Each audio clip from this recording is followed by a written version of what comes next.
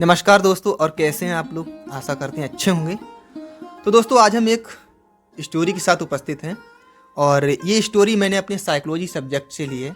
मैंने जब पढ़ा उसे तो काफ़ी पसंद आई मुझे, और आशा करते हैं आपको भी पसंद आएगी। और ये कहानी जब मैं साइकोलॉजी पढ़ रहा था तो उसका एक चैप्टर है संवेग और आत्मनियंत्रण। तो शायद संवेग को समझाने के लिए उन्होंने यह प्रसंग दिया था। यह स्टोरी शुरुआत में ही दे रखी थी कि इसके द्वारा समझने के लिए कि संवेग क्या है, उसको अपने संवेगों को प्रबंधित कैसे करें। इसके लिए उन्होंने शुरुआत के दौर में ही एक उदाहरण के तौर पर दी थी। तो दोस्तों, कहानी को स्टार्ट करते हैं। एक सुंदूर गांव में एक महिला अपने एक बच्चे के साथ रहती थी और वह अपने घर में अकेली रहती थी और कोई दूसरा नहीं था। लेकिन हाँ, एक उसका पसंदीदा जानवर पालतू नेवला रहता था जो उसे बहुत पसंद करती थी, और वह नेवला भी उसे बहुत पसंद करता था। वह नेवला पूरे दिन मौज मस्ती लेता, उस बच्चे की रखवाली करता, उसके चारों तरफ घूमता, कहीं कोई उसे नुकसान ना पहुंचा दे। वह उस बच्चे का बहुत ख्याल रखता था। और माताजी जो थी उसकी, वो पूरे दिन अपना कामकाज करती घर का, और घर से थोड़ी ही दूरी पर स्थित एक कुआं था जहां वह प्रतिदिन जल भरने जाया करती थी एक घड़े से। और जब वह जल भरने जाती थी तो एक पड़ोस में एक वृद्ध माता जी थी, उनसे ये कहकर जाती कि वह उस बच्चे का ख्याल रखे, वह थोड़ी ही देर में वापस लौट आएगी।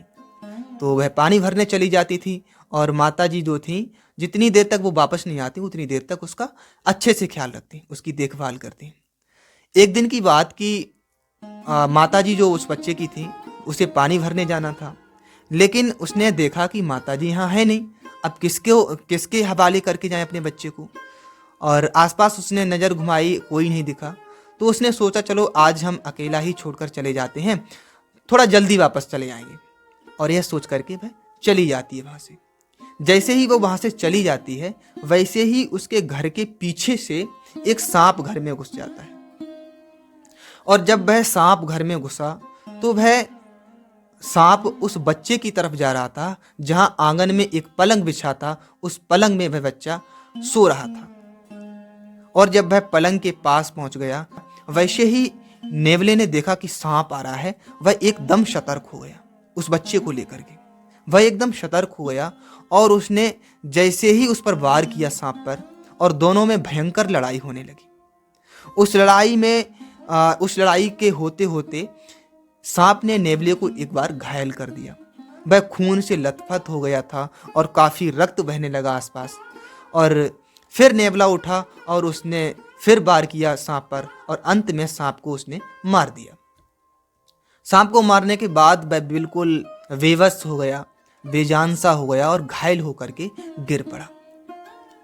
और थोड़ी ही देर में जब वो महिला आती है वापस पानी भर के, और जैसे ही वह घर के मुख्य द्वार में प्रवेशित हुई और उसने देखा कि नेवला बिल्कुल घायल पड़ा हुआ है और खून से बिल्कुल लथपथ है और उसके चारों तरफ खून बह रहा है, तो उसके मन में आशंका हुई कि उसने उसके बच्चे पर वार किया है, उसके बच्चे को आघात पहुंचाया है।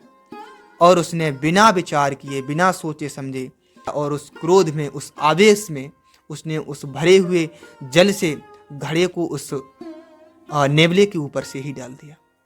एक तो पहले से नेवला घायल पड़ा हुआ था और ऊपर से उसने वो जल से भरे हुए घड़े को डाल दिया। वह तुरंत ही मर गया। महिला तुरंत दौड़ी और अपने बच्चे के पास पहुंची। उसने देखा कि उसका बच्चा शांत लेटा हुआ है, शांत तरीके से बिल्कुल सो रहा है, आराम की नींद ले रहा है। वह दंग रह गई उस बच्चे को देखकर। और उसने पलंग के जब दूसरी तरफ घूमकर देखा तो देखा कि वहीं सांप मरा हुआ पड़ा है। उसे तुरंत पश्चाताप हुआ और उसका ध्यान एकदम नेवले पर पहुंचा। तो उसको पश्चाताप होने लगा, वह दुखी होने लगी और रोने लगी कि हमने ये क्या किया।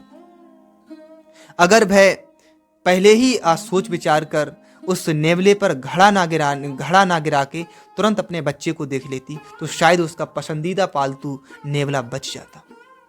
और वह बहुत दुखी हुई, बहुत रोई, लेकिन तब तक बहुत देर हो चुकी थी।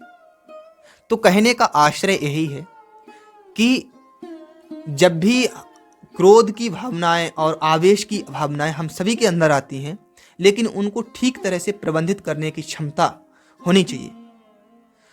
जब भी क्रोध आए तो सोच समझकर कदम आगे बढ़ाना चाहिए, क्योंकि अगर उस वक्त हमने नहीं सोचा, हमने नहीं विचारा, तो शायद हमसे बहुत बड़ा नुकसान हो सकता है, बहुत बड़ी हानि हो सकती है, जिसकी भरपाई नहीं हो सकती, जिस तरह से उस महिला ने किया था। और फिर बाद में पश्चाताप कर रही थी, लेकिन पश्चाताप करने से फिर कुछ नहीं होता है। गोस्वामी तुलसीदास जी भी कहते हैं रामचरितमानस में, का वर्षा जब कृषि सुखाने, समय चूक पुनिका पछताने। जब वो सही समय निकल जाता है फिर पछताने से कुछ नहीं होता है। इसलिए जब भी क्रोध की भावना आए, जब भी आप आवेश में हो, तो सोच विचार कर कदम बढ़ाना चाहिए। और यही कहानी का आश्रय है, यही कहानी का उद्देश्य है। आशा करते हैं आपको कहानी अच्छी लगी होगी, और जरा भी आपको पसंद आई हो तो प्लीज़ चैनल को सब्सक्राइब और वीडियो को लाइक और शेयर जरूर करें। मिलते हैं इसी तरह की और वीडियो के साथ। तब तक के लिए जय हिंद, जय भारत।